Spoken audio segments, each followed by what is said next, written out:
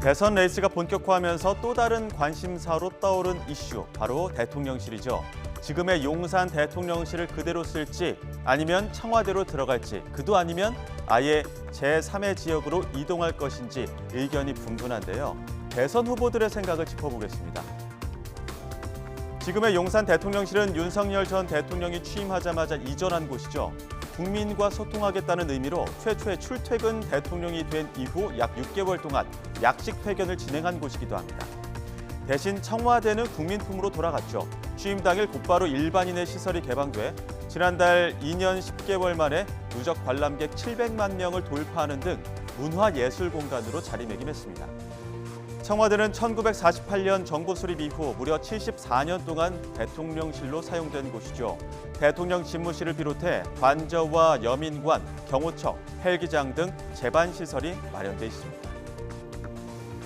이 때문에 청와대로 다시 들어가야 한다는 후보들의 목소리도 나옵니다. 미국의 백악관처럼 청와대는 이 국격의 상징이기 때문에 시간이 좀 걸리더라도 되찾아야 한다는 이야기가 나오는 겁니다. 관련 이야기 들어보시죠. 청와대는 국격의 상징이고 나라의 상징입니다. 저는 윤 대통령께서 청와대를 나와서 용산에 갈 때 참 저것은 잘못하는 일이다.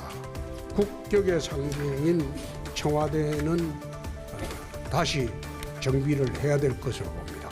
청와대로 다시 돌아와야 된다고 그렇게 생각합니다. 지금 청와대의 그 규모를 좀 줄여가지고 일을 할 수 있는 공간을 만들고 경호를 잘하게 만들고 나머지는 또 국민들께 일부는 또 개방을 해서 마치 그 미국의 화이트하우스 지금 거기에 관광객들 들어가고 있거든요. 그래도 경호상에 문제가 없게 잘 배치를 했습니다. 그런 모델을 차용하면 저는 될 거라고 생각합니다. 다른 대안으로는 세종시가 거론됩니다. 청와대가 민간에 개방되면서 이미 보안에 취약해진 점 등도 고려해야 하지만 무엇보다 지방 분권 시대라는 오래된 과업을 이제는 이뤄야 한다는 주장인데요. 이런 목소리를 낸 후보들의 말도 들어보시죠. 이런 곳에 다음 대통령이 단 하루라도 근무하게 하는 것은 저는 불가하다라고 생각합니다. 세종집무실은 반드시 동시에 열어야 됩니다. 대통령이 서울에 있고 행정각부 장관은 세종에 있으면서 장관들이 왔다 갔다 하는 이런 식의 국정 운영으로는 대통령실에 권력이 집중되는 것을 막을 수가 없습니다. 대통령실은 외교 안보 빼고 지금 한 500명 정도 규모를 한 5분의 정도 줄일 수 있다. 그리고 훨씬 더 효율적으로 운영할 자신이 있다. 그렇기 때문에 취임 다음 날 바로 직무를 세종시에서 할 수 있다라고 저는 확신하고 있습니다. 일부 국민의힘 후보들은 일단 지금의 용산 대통령실을 쓰겠다는 의견을 내고 있습니다. 촉박하게 이루어지는 선거인 만큼 업무의 연속성을 고려하자는 건데요. 용산 대통령실에서 업무를 진행하면서 이후에 청와대나 세종시 혹은 여론의 향방을 보면서 결정할 것으로 전망됩니다.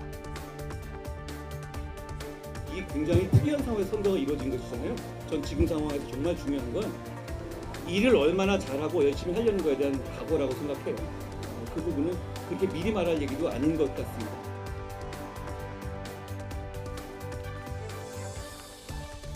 네, 더불어민주당 이재명 후보는 임기 안에 세종시로 옮기겠다며 그 이전에 사용할 대통령실에 대해서는 아직 구체적인 안을 밝히지 않았고요. 김문수 후보는 여러 가지 안을 종합적으로 검토하고 있다고 밝혔습니다. 차기 정부의 핵심 시설인 대통령실 인수위원회도 없이 바로 취임하기 때문에 빠른 결정이 필요한데요. 하지만 졸속 논란을 피하기 위해서는 국가 안보와 예산 등을 신중하게 검토할 필요도 있다는 지적이 나오고 있습니다.